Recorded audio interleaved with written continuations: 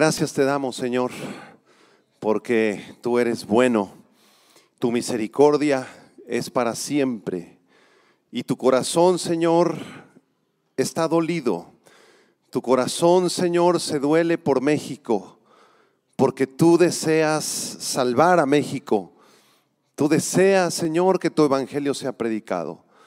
Abre nuestros ojos y nuestros oídos espirituales para recibir tu palabra, Señor, y escuchar este llamado al arrepentimiento que tú nos haces a tu iglesia y a la nación de México, en Cristo Jesús. Amén. El título de esta conferencia es Un llamado al arrepentimiento. Un llamado al arrepentimiento. El sismo de magnitud 7.1 grados Richter que se registró este pasado martes 19 de septiembre a las 13 horas con 14 minutos ha dejado hasta el momento más de 292 muertos en 6 estados de la República Mexicana. 73 muertos en Morelos, 154 en la Ciudad de México, 45 en Puebla, 13 en el Estado de México, 6 en Guerrero y 1 en Oaxaca, según informaron las autoridades. Este sismo es una dura prueba y muy dolorosa, mencionó en un mensaje nuestro presidente Enrique Peña Nieto. Agregó también y dijo: sigamos unidos, enfrentando juntos este nuevo desafío. También dio instrucciones para que la ayuda no deje de llegar al estado de Oaxaca y de Chiapas, los cuales han estado golpeados por diferentes sismos. El primero el 7 de septiembre, otro más ayer, ¿verdad?, de 6.1 grados Richter que dejó 3 muertos más en el estado de Oaxaca y, por cierto, 2 muertos más en la Ciudad de México del susto, murieron de un paro cardíaco. Es muy importante que todos comprendamos que la Biblia habla extensamente acerca de los terremotos. Por ello, debemos hacernos las siguientes preguntas. ¿Son los temblores fenómenos naturales que ocurren fuera de la voluntad de Dios? ¿Qué propósito tienen los temblores en la Biblia? ¿Hay algún propósito, algún significado de que la tierra se mueva? ¿Qué propósito tiene para nosotros aquí en México el temblor del pasado martes? ¿Querrá Dios decirnos algo? ¿Por qué Dios permite que mueran trágicamente niños o adultos jóvenes inocentes en los terremotos?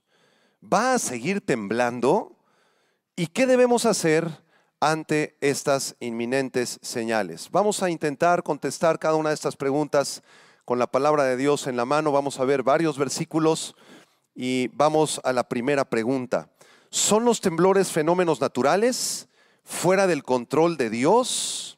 Como dicen la mayoría de los periodistas en la televisión y en el radio, pues la madre naturaleza, ¿verdad? Se le ocurrió que temblara, fueron azares del destino, ya nos tocaba, ya llevábamos muchos años sin que temblara. Entonces, ¿la madre naturaleza es la responsable de esto? Bueno, los geólogos y los sismólogos calificados afirman que los sismos pueden ocurrir por 2 causas. La primera es una causa natural, causas naturales. Entre estas causas se encuentra la causa tectónica, la cual es la más frecuente y ocurre cuando hay un roce entre las placas tectónicas subterráneas que chocan unas con otras. Cuando las placas tectónicas se encuentran sometidas a tensiones mayores a su resistencia, se fracturan dependiendo de la presión acumulada a través de las ondas concéntricas que ellas emiten. Cuando hay choques en las placas tectónicas, entonces la tierra se mueve. Se puede mover de lado, en lo que conocemos como movimientos ondulatorios, o se puede mover verticalmente en los terremotos de tipo trepidatorio. Mientras más profundo sea el choque de las placas, más catastrófico será el sismo.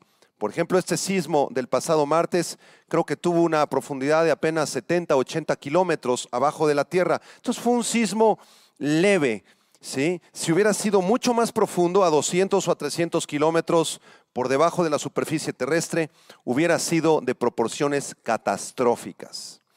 La segunda causa de los sismos son causas provocadas.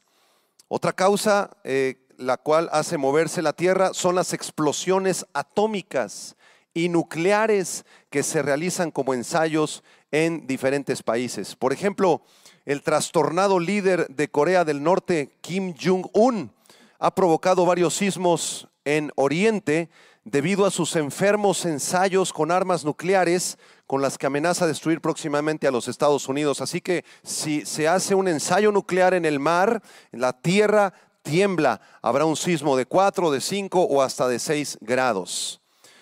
Sin embargo, la Biblia enseña otra cosa diferente. Respetamos la opinión de nuestros amigos sismólogos, de los geólogos, por supuesto, pero la Biblia va mucho más allá. La Biblia nos revela que ninguna causa que pueda provocar un sismo depende de la madre naturaleza ni tampoco del hombre, sino que todos los sismos, grandes y pequeños, superficiales y profundos, dependen del Dios Todopoderoso. Porque es el Dios Todopoderoso quien gobierna todas las cosas que ocurren en el universo entero. Y lo que a nosotros nos parece una gran desgracia, como este sismo que vivimos, para Dios es muy diferente, ya que su sabiduría y su soberanía están escondidas detrás de lo que nosotros llamamos desgracias. Quiero mostrarles un versículo que avala lo que estamos enseñando en el Salmo 135, versículo 6, por favor. Salmo 135, versículo 6. Y en este salmo vamos a aprender que no es la madre naturaleza. La madre naturaleza no existe. No existe una conciencia de la madre naturaleza. Dios es el creador de la naturaleza. Es muy diferente. Salmo 135, verso 6 dice así: todo lo que Jehová quiere, ¿qué dice? Lo hace en los cielos y en la tierra, en los mares y en todos los abismos. Si pasa un cometa cerca del planeta Tierra, es por la voluntad de Dios. Si los planetas siguen girando alrededor del Sol, es por la voluntad de Dios. Si viene un huracán categoría 5 que quiera arrasar la isla de Cuba y Puerto Rico, es Dios el que tiene control. Si viene un megaterremoto sobre distintas partes del mundo, es Dios el que lo hace, porque todo lo que Jehová quiere, lo hace. Y su Hijo Jesucristo, el cual está sentado a su diestra, es el que sustenta con su poder toda la creación. Los átomos más pequeños, las moléculas más diminutas y los cuerpos celestes más gigantes, todos son sustentados por nuestro precioso Salvador. ¿Qué le parece? En Colosenses capítulo 1, versículo 15 al 17, la Biblia dice las siguientes palabras, refiriéndose al Señor Jesucristo, dice: Él es la imagen del Dios invisible, el primogénito de toda creación, porque en Él, en Cristo, fueron hechas, creadas todas las cosas, las que hay en los cielos, las que hay en la tierra, visibles e invisibles, sean tronos, sean dominios, sean principados, sean potestades. Todo fue creado por medio de ¿quién? De Cristo, de Él y para Él. Y Él es antes de todas las cosas, y todas las cosas, incluyendo las placas tectónicas subterráneas, por Él y en Él subsisten. Así que, amados hermanos, no nos confundamos. El Dios Todopoderoso, el Dios de Abraham, de Isaac y de Jacob, Él gobierna y obra conforme a su propósito eterno. Aunque ocurran eventos que parezcan contradecir u oponerse a la buena voluntad de Dios, Él sigue gobernando y Él prometió proteger a todos los que confían en Él, porque Él es el Dios Todopoderoso. Confiamos en ti, Señor. Así que ¿debemos tener temor de los sismos, de los terremotos?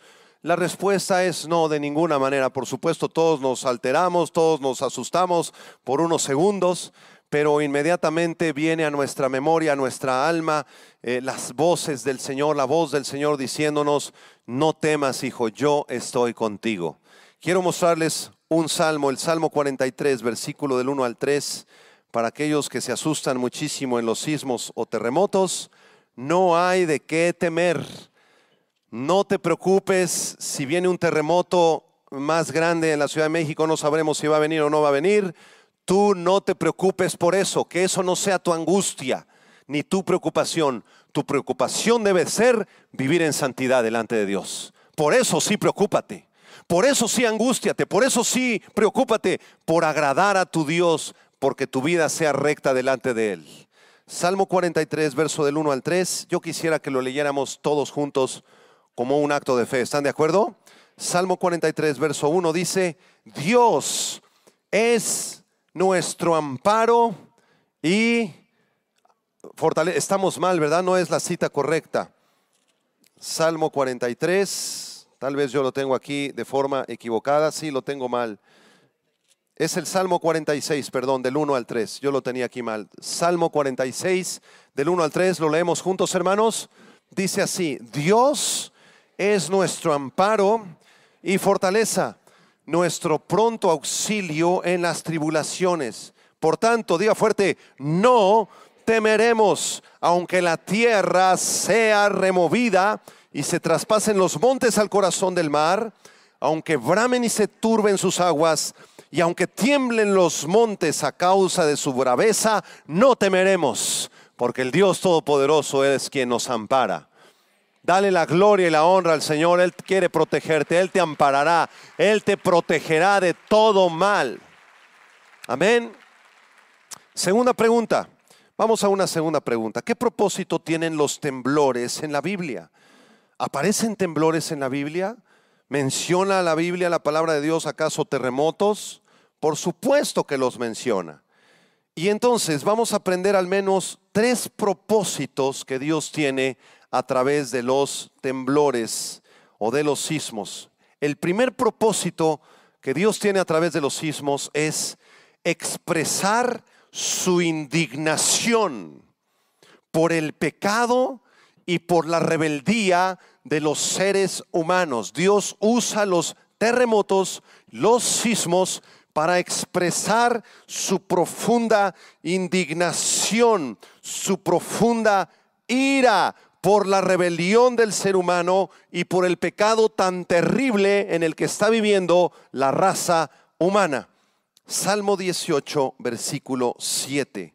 Salmo 18, verso 7, dice así: la tierra fue conmovida y tembló. Ahí hay un terremoto en el Salmo 18. La tierra fue conmovida y tembló. Se conmovieron los cimientos, las placas tectónicas de los montes y se estremecieron. ¿Por qué? Porque se indignó Él. El Señor está indignado cuando se aprueba la ley a favor del matrimonio homosexual. El Señor está indignado cuando un político corrupto agarra el dinero destinado a los damnificados y se lo mete a la bolsa. El Señor está indignado cuando hay mentira, cuando hay corrupción.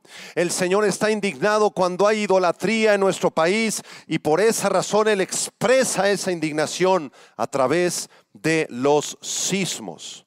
Otro ejemplo muy claro lo encontramos en el libro de los Números. Vamos a Números capítulo 16, donde también tembló. Números capítulo 16 nos describe la historia de un muchacho llamado Coré. Y este muchacho Coré vivía en la antigua Israel, ¿verdad? Con el patriarca Moisés. Y resulta que Coré un día se rebeló, se llenó de coraje contra Moisés, ya no quiso obedecer a Moisés y juntó a sus amigos. Eran como 250 muchachos. Y les dijo: ¿saben qué? Nosotros vamos a rebelarnos en contra de Moisés y yo voy a ser el siguiente patriarca de Israel. Y esto por supuesto no le agradó al Señor de ningún modo. Vean el versículo 31, Números 16, 31. Dice: y aconteció que cuando cesó Moisés de hablar todas estas palabras, se abrió la tierra que estaba debajo de ellos. Abrió la tierra su boca y los tragó a ellos y a sus casas y a todos los hombres de Coré y a todos sus bienes.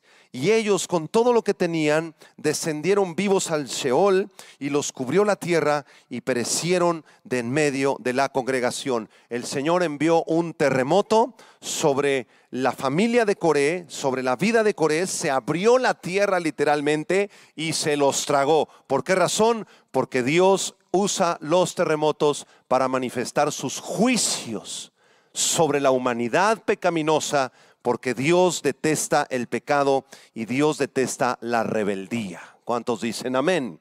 Ahora le tengo una noticia. Este terremoto que vivimos el día martes fue de 7.1 grados, ya fue bastante catastrófico. Si hubiera sido de 8 grados o más, hubiera sido un desastre. El terremoto del 19 de septiembre de 1985 tuvo una magnitud de 8.1 grados. Levanten la mano los que vivimos ese terremoto, los demás también chavos. Bueno, pues muchos vivimos aquel terremoto como jóvenes, como niños, ¿verdad? Y recordemos que en aquel terremoto murieron más de 10,000 personas. Fueron las cifras oficiales del gobierno de Miguel de la Madrid, quien era presidente de la República en aquel sexenio. Sin embargo, organizaciones internacionales determinaron que no habían sido 10,000 los muertos, habían sido más de 15,000 personas muertas por los sismos de 1985. En este sismo de 7.1 grados del martes van apenas casi 300 muertos. Midamos la dimensión, comparemos el sismo del 85 con este. Este sismo no fue de proporciones tan catastróficas como el de hace 32 años. Pero les tengo una noticia. El Señor Jesucristo viene muy pronto al planeta Tierra. Amén. Cuando Él venga ocurrirá un fenómeno, un evento en la Biblia llamado el arrebatamiento. Nos vamos a ir de este mundo, hermanos. Los que tengamos a Cristo nos vamos en el aire con Él. Y aquí en la tierra se quedarán las personas que no quisieron saber nada de Dios, que quisieron seguir viviendo en sus pecados, quisiste seguir viviendo en tus adulterios, en tus mentiras, en tus hechicerías, no quisiste saber nada de Cristo. Esas personas se quedarán. Y los sismos que habrán durante el tiempo de la guerra de 7 años que la Biblia profetiza, no serán de 7 grados, no serán de 8 grados, tal vez sean mega terremotos hasta de 12 o 13 grados Richter, que destrozarán todas o la mayor parte de las ciudades del planeta Tierra. Vamos a Apocalipsis capítulo 6 para que ustedes se den cuenta de uno de los terremotos más grandes que están profetizados sobre el planeta Tierra. Apocalipsis capítulo 6, versículo 12 en adelante. Habla de las copas de la ira de Dios. Vean cómo Dios derrama su ira y su juicio sobre un mundo incrédulo. Esto ocurrirá en los próximos años, en un futuro, después del arrebatamiento. Apocalipsis 6, verso 12, ¿qué dice? Miré cuando abrió el sexto sello, y he aquí hubo un gran, ¿qué? Terremoto. La palabra gran, mega, terremoto, seísmos del griego, un mega seísmos. O sea, no es un sismo de 7 grados ni de 8. Es un sismo de más de 10 o 12 grados en la escala de Richter. ¿Qué dice el verso 12? El sol se puso negro como tela de silicio y la luna se volvió toda como sangre. Las estrellas del cielo cayeron sobre la tierra como la higuera deja caer sus higos cuando es sacudida por un fuerte viento, y el cielo se desvaneció como un pergamino que se enrolla, y todo monte y toda isla se removió de su lugar. Ya no existirá más Puerto Rico, ya no existirá más Hawái. Las islas van a quedar sumergidas, los montes van a quedar deprimidos, ¿verdad? Y vean el versículo 15. Los reyes de la tierra y los grandes y los ricos, los capitanes, los poderosos, todo siervo y todo libre, se escondieron en las cuevas y entre las peñas de los montes, y decían a los montes y a las peñas: caigan sobre nosotros y escondednos del rostro de aquel que está sentado sobre el trono y de la ira del Cordero, porque el gran día de su ira ha llegado, y ¿quién podrá sostenerse en pie? Muchos de nosotros nos sostuvimos en pie este pasado martes, como sea, escapamos. Aquí teníamos junta de pastores, se nos movió el edificio un poquito, hermanos, y dijimos, ¿verdad?, para nuestros adentros: Señor, pues si ya nos toca, pues ahí te encargamos a la congre, bendice los padres, aquí ya nos toca quedarnos, ¿verdad? Pero este sismo de Apocalipsis 6 es mucho más potente que el del pasado martes, de tal manera que las personas preferirán morir porque ha llegado el día de la ira de Dios. Esa es la primera causa de los sismos en la Biblia. Dios derramando su ira, Dios mostrando su indignación. Hay una segunda causa en los sismos en la palabra de Dios. Número 2, los sismos tienen el propósito en la Biblia de dar a conocer la gloria de Jesucristo. Dar a conocer la gloria de Jesucristo. Ustedes recordarán en Mateo capítulo 27, verso 51, que cuando Jesucristo estaba en la cruz del Calvario y Él entregó el Espíritu, Él murió por nuestros pecados. Inmediatamente después de su muerte, en el mismo instante de su muerte, hubo un gran terremoto en Medio Oriente. En Mateo 27, verso 51 dice: he aquí el velo del templo se rasgó en dos, de arriba abajo, y la tierra tembló, y las rocas se partieron, y se abrieron los sepulcros, y muchos cuerpos de santos que habían dormido se levantaron. Cuando Cristo murió por nuestros pecados y fue consumado el pago por nuestras iniquidades, la tierra tembló y el mundo entero se enteró que Jesucristo era el Hijo de Dios. El centurión romano, al sentir este tremendo terremoto y al ver a Jesucristo en la cruz todavía colgando, dice el versículo 54 que este centurión romano temió en gran manera y dijo: verdaderamente, este es el Hijo de Dios. Los terremotos tienen el propósito a veces en la Biblia de desplegar la gloria del Dios Todopoderoso. También 3 días después de la muerte de Jesucristo, ¿qué ocurrió, hermanos? La resurrección de Jesucristo. Y en la madrugada, cuando Jesucristo resucitó, hubo otro gran terremoto, un mega sismo. En Mateo capítulo 28, versículo 2, dice la Biblia: hubo un gran terremoto porque un ángel del Señor, descendiendo del cielo y llegando, removió la piedra y se sentó sobre ella. Cuando Cristo resucitó, otra vez la tierra tembló, y no fue un temblorcito de 4 o 5 grados, fue un buen sacudimiento sobre la ciudad de Jerusalén y sobre toda la nación de Israel, para que todo Israel y todo el mundo supieran que quien estaba resucitado era el Hijo de Dios. Él es el Todopoderoso y Él usa los sismos para manifestar su gloria. En el libro de los Hechos capítulo 16 encontramos a Pablo y Silas en la cárcel de Filipos. Estaban ahí encadenados. ¿Y qué es lo que hicieron?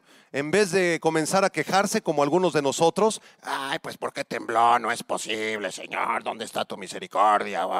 Y comenzamos a quejarnos de cosas que no entendemos.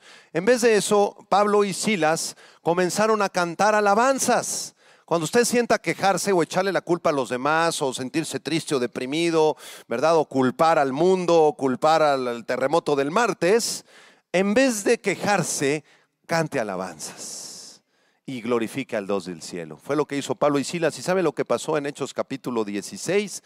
Dice la Biblia que entonces sobrevino de repente un gran terremoto. Hechos 16, 26.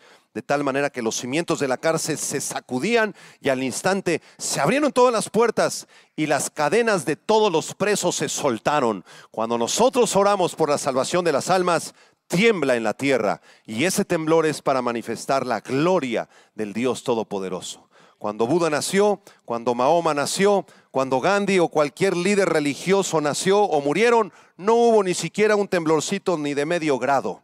Pero cuando Jesucristo murió y resucitó, hubieron megaterremotos, porque Él es el Hijo de Dios. Alguien diga amén. Gloria a tu nombre, Señor. Gloria a tu nombre. Y el tercer y último propósito por el cual tiembla y por lo cual hay terremotos, quizá este sea el principal de los propósitos de Dios. Número 3, llamar al arrepentimiento. Por eso el título de esta conferencia es un llamado al arrepentimiento. Jeremías capítulo 4, por favor, vamos a verlo brevemente. Jeremías capítulo 4, verso 22. Es el Señor el que está hablando a su pueblo Israel. Miren esta palabra, Jeremías 4, 22. Porque mi pueblo es necio, no me conocieron, son hijos ignorantes, no son entendidos, sabios para hacer el mal, pero hacer el bien no supieron. Miré a la tierra y he aquí que estaba asolada y vacía, y a los cielos, y no había en ellos luz. Miré a los montes, ¿y qué dice? Y aquí que temblaban, y todos sus collados fueron destruidos. Dios envió un juicio sobre la nación de Israel en los tiempos de Jeremías por su soberbia, por su rebeldía. Les hizo un llamado al arrepentimiento. Y esto lo vamos a conectar con nuestra tercera pregunta de este mensaje. Tercera pregunta: ¿qué propósito tuvo el temblor del pasado martes aquí en la Ciudad de México, en Morelos, en Puebla, y los pasados terremotos en Oaxaca? Bueno, mire, lamentablemente nuestro amado México es un país lleno de corrupción, de mentira, de inmoralidad y de idolatría.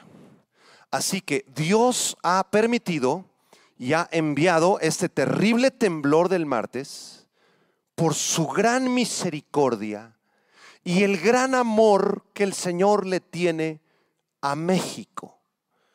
Dios envió este terremoto a nuestro país, escúchenlo todos, para que México voltee al cielo y clame a su Dios y se arrepienta de su idolatría, se arrepienta de su corrupción y se arrepienta de su inmoralidad. Quien acuse a Dios de ser falto de misericordia se equivoca, porque México hubiera merecido que Dios no solo enviara este sismo, sino que Dios arrasara con todo el país y con toda la población mexicana al 100% por sus pecados. Y si Dios no arrasó con toda la población y solamente se llevó 300 almas, es por su gran misericordia que nos tiene. Es una llamada de atención a nuestro país, y que lo escuchen las iglesias, y que lo escuche el gobierno, y que lo escuche la población. Dios te está llamando al arrepentimiento. Dios tiene el propósito de que México se vuelva a Él, que México vuelva sus ojos a Él. El segundo libro de las Crónicas, capítulo 7, versículo 14, nos hace una promesa a los que conocemos a Dios, porque el propósito para la iglesia es humillarnos también. Es que despertemos, iglesia. Es que ganemos las almas para Cristo, porque las almas están perdidas. El propósito de este temblor es que nos humillemos, nos quebrantemos delante de nuestro Dios y dejemos a un lado nuestra idolatría. Ayer me enviaron unas fotos de un pueblo que se llama Ocuilan en el Estado de México. Vamos a ir el sábado a ese pueblito. Me enviaron otras fotos de Jojutla en el Estado de Morelos. Otros amigos nos hicieron favor de enviarnos distintas fotografías en pueblos del Estado de Puebla y de Morelos. Y a mí me llamó la atención que en muchos de estos pueblos se cayeron las cúpulas de las iglesias.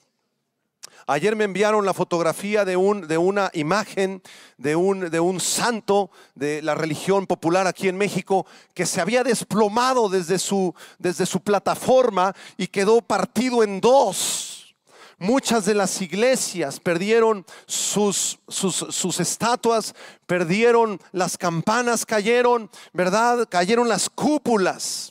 Y esto me recuerda en aquella ocasión en la Biblia donde los filisteos robaron el arca del Señor y la llevaron delante de su gran dios que se llamaba Dagón. Y entonces Dagón, ahí estaba la estatua de Dagón así, ¿verdad? Muy fortachón este Dagón. Y durante la noche algo pasó, posiblemente un sismo, y la estatua de Dagón cayó y se le partieron las manos y se partió su cabeza también y quedó destrozada delante del arca de Jehová Dios Todopoderoso. Porque el Señor no admite idolatría, no admite culto a vírgenes, ni a santos, ni a falsas religiones, ni a ningún hombre. El Señor está llamando a México: arrepiéntete de tu idolatría, México. Deja ya tus santos, deja ya tus vírgenes, deja ya tu religión, México, y vuélvete a aquel que hace temblar la tierra. Segundo libro de las Crónicas, capítulo 7, verso 14, dice así la escritura. Vamos a leerlo juntos, por favor. Segundo libro de Crónicas, capítulo 7. Me interesa que todos lo busquen en su Biblia, además de las pantallas. Segundo libro de Crónicas 7, versículo 14. Mire esta promesa tan poderosa de Dios para la iglesia y para México. Dice así: si se humillare mi pueblo, sobre el cual mi nombre es invocado, y oraren y buscaren mi rostro, y se convirtieren de sus malos caminos, entonces yo iré desde los cielos y perdonaré sus pecados y sanaré su tierra. Todavía es tiempo de misericordia, México. Todavía es tiempo de gracia. Pero el Señor te está llamando, vuélvete a Él. Deja tu religión, deja tu idolatría, deja tu corrupción. Vuélvete al Señor con toda tu alma. Oremos a Él y Él entonces promete perdonar nuestra tierra. ¿Cuántos estarían dispuestos a orar por México, a orar por nuestro país, por nuestras comunidades indígenas, por nuestras personas que están en la pobreza extrema, por todos nuestros amigos y compatriotas mexicanos? Necesitan escuchar el Evangelio. ¿Cuántos dicen amén? Cuarta pregunta: ¿por qué Dios permite que mueran trágicamente inocentes? Muchos de ustedes siguieron en la televisión la historia del colegio Rebsamen. Ahí estuvimos pegados a la televisión. Parece que había una niña, luego ya no había niña. De todas maneras murieron alrededor de 20 niños, otros tantos adultos. Y uno no se puede imaginar, uno quebranta nuestro corazón pensar el momento cuando esos muros, esas piedras se vinieron encima de las maestras o de los pequeñitos que lamentablemente perdieron la vida. Entonces muchas personas cercanas a estos niños o la sociedad mexicana en general, algunos de ellos se atreven a levantar el dedo hacia el cielo y culpar a Dios. ¿Por qué? ¿Por qué te los llevaste? Esto fue injusto. Esto es un acto de desgracia. Tú no eres bueno, tú no eres misericordioso, porque tú te llevaste a esos niños. Y entonces nos ponemos en el lugar de Dios, ¿verdad? Nos sentamos en el trono de Dios y nosotros comenzamos a emitir opiniones que parecieran ser las mejores en nuestro propio sentir. Te hubieras llevado mejor a los asesinos, te hubieras llevado al mochaorejas, te hubieras llevado a mi primo que anda robando combis, ¿verdad? Esa es tu opinión. Porque para lo que a nosotros es una tragedia, para Dios no lo es necesariamente. Apunta eso, por favor. Para lo que nosotros es una tragedia, para Dios no lo es. Sus caminos son más altos que tus caminos. Sus pensamientos son muchos más profundos que tus pensamientos. Y si Él decidió llevarse a esos niños, gloria sea a su nombre. Quizá tú y yo no lo entendamos, no lo comprendamos, pero esa es la voluntad de Dios. Y créeme, la voluntad de Dios es mucho mejor que la tuya, o que la mía, o que la de cualquier presidente de cualquier país, porque Él es perfecto y Él es soberano. Así que si alguien se atreve a reclamarle al Señor, pues se las tendrá que ver con Él en el día del juicio. Porque esos 19 o 20 pequeños que perdieron la vida y los muchos más que todavía no sabemos, que están sepultados en Morelos y en Puebla y aquí en la Ciudad de México, están en este momento, todos los chiquitos, todos los bebés, todos esos preciosos niños están en la presencia de su Padre, porque ellos son los dueños del reino de los cielos. Ellos son los dueños.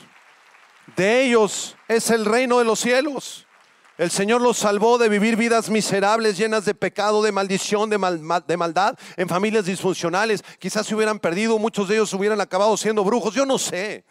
Lo que sí sé es que Dios tuvo misericordia. Qué gran privilegio que el Señor Jesucristo fue el único capaz de meterse en esos escombros de ese colegio y recuperar con sus divinos brazos las almas de esos pequeños. ¿Alguna objeción? Primer libro de Samuel, capítulo 2. Ningún rescatista pudo meterse, ningún miembro de la marina ni del ejército pudo introducirse para rescatarlos, pero nuestro precioso Señor Jesucristo los rescató inmediatamente. Primer libro de Samuel 2, versículos 6 y 7. Vean este versículo tan maravilloso. Dice, primer libro de Samuel, capítulo 2, verso 6. Léanlo conmigo. ¿Qué dice? Jehová mata. A ver, hasta ahí. ¿Alguna pregunta? ¿Alguna objeción? ¿Qué dice otra vez? Jehová mata. ¿Algún comentario? ¿Algún reclamo? ¿Qué más dice? Y Él da vida. Él hace descender al Seol y hace subir. Jehová empobrece y Él enriquece. Él abate y enaltece. No es correcto ponernos en la posición de jueces y determinar qué hubiera sido mejor en el caso de estos niños. Dice la Biblia en Romanos 9, verso 20.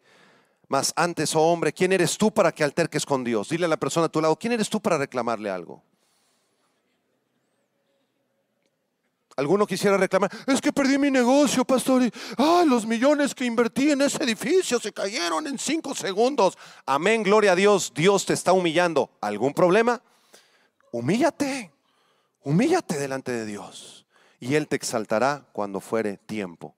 Romanos 9, 21.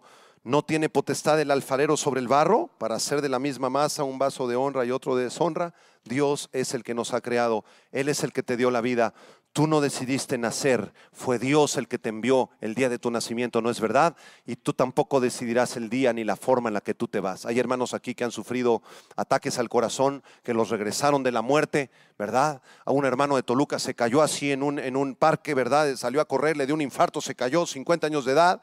Y escuchó la ambulancia y los paramédicos, y un paramédico le decía al otro, no, ya déjalo que se muera mejor, ya, si le das otro electrochoc lo vas a dejar turulato, le vas a dar un problema mental, ya mejor que se muera. Y él escuchaba todo, y mientras tanto él ascendía al cielo y veía al Señor Jesucristo y a sus ángeles. Y de pronto el otro paramédico le dice, no, pues el último chance, última oportunidad, ¡pum! Y le dan el electrochoc y regresa el tipo. Es alumno mío de la maestría, el hermano. Y venía llorando quebrantadísimo, pastor, me morí, pero resucité. Gloria a Dios, el Señor todavía no lo llamó a su presencia. Quinta pregunta, vamos a terminar. ¿Va a seguir temblando? ¿Cómo saben o qué? Pásenme el dato, ¿a qué horas o qué? Para irnos aquí como dijo Ramón, aquí al centro nos vamos. ¿Va a seguir temblando? La respuesta es sí. Sí va a seguir temblando, no solo en México, sino en todo el mundo. Los terremotos cada vez serán más y de mayor intensidad y magnitud.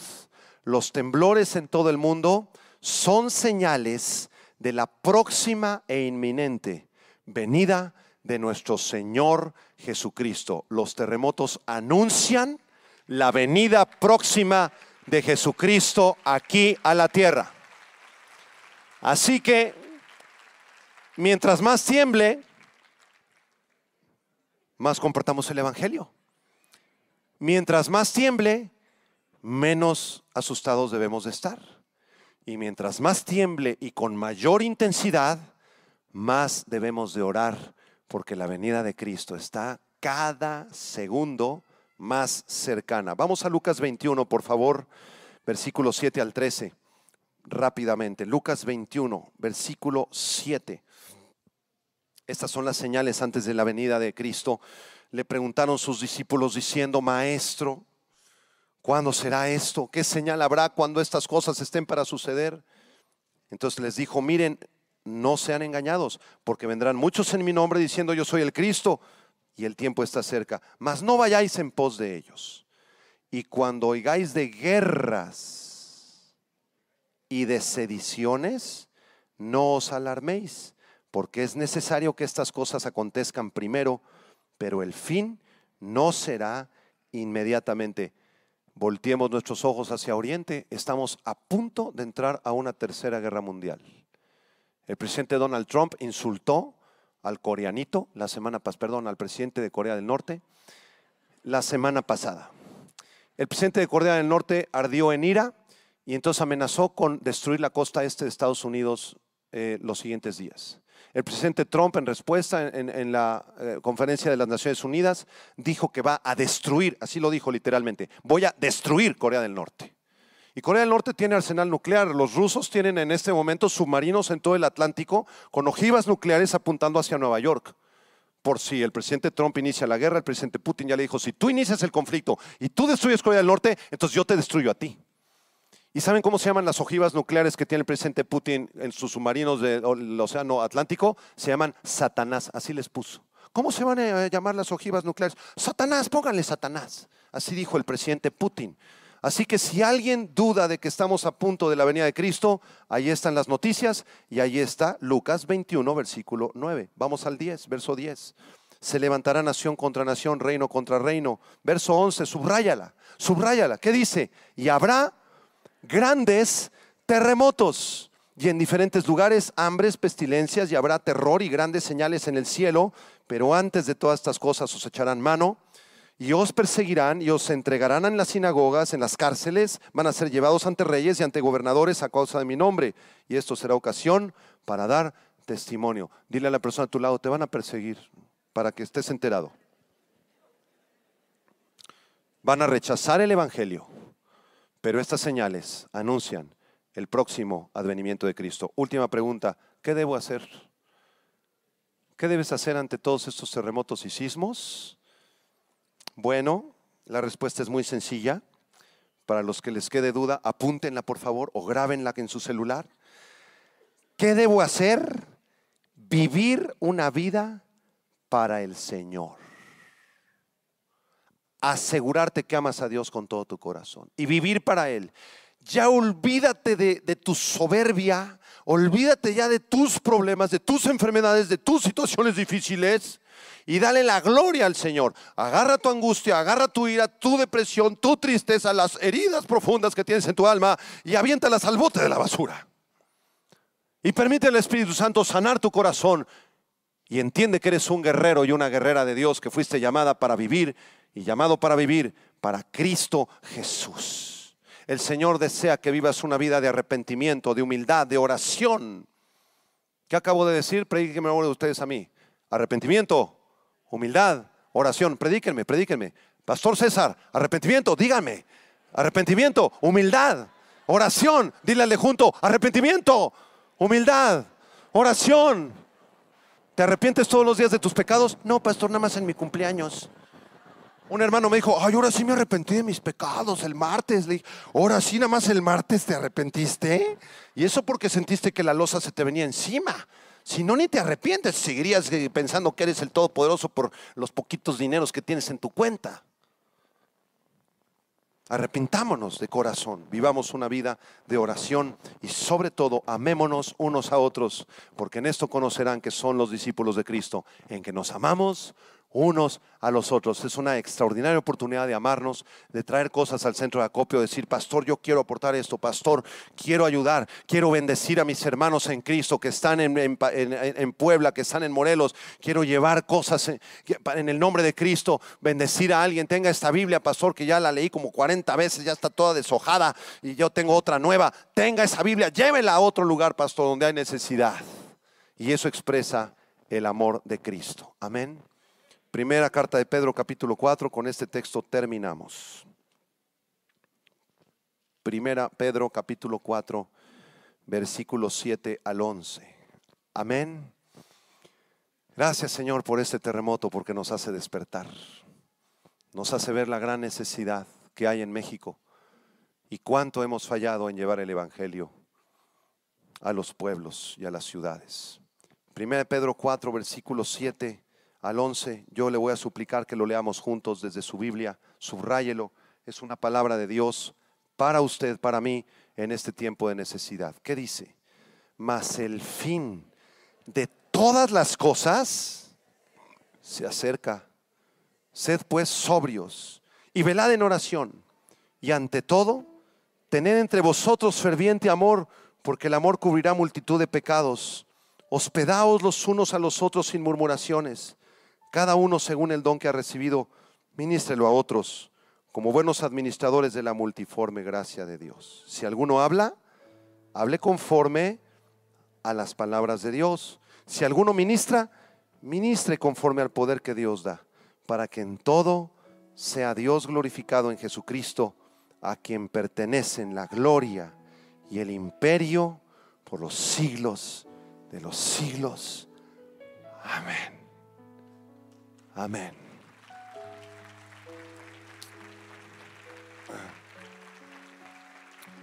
Nos tocó, hermanos, un tiempo emocionante. Nos tocó vivir los últimos días de la dispensación de la gracia, los últimos días de la historia de la humanidad antes de la tribulación y del reino de Cristo que viene en un futuro. Qué emocionante. Vive para Cristo, tómate a Dios en serio, porque posiblemente si México no entiende y si la iglesia no nos ponemos a trabajar y nos amamos unos a otros, seguramente vendrán juicios más grandes. Cierra tus ojos, vamos a hacer una oración muy especial. Yo les pido a todos que levanten sus manos, que cierren sus ojos. Cuando Daniel fue llevado a Babilonia y vinieron juicios de Dios terribles en el exilio, Daniel volteó hacia el cielo y pidió perdón, no solamente por sus pecados personales, sino por los pecados nacionales de Israel.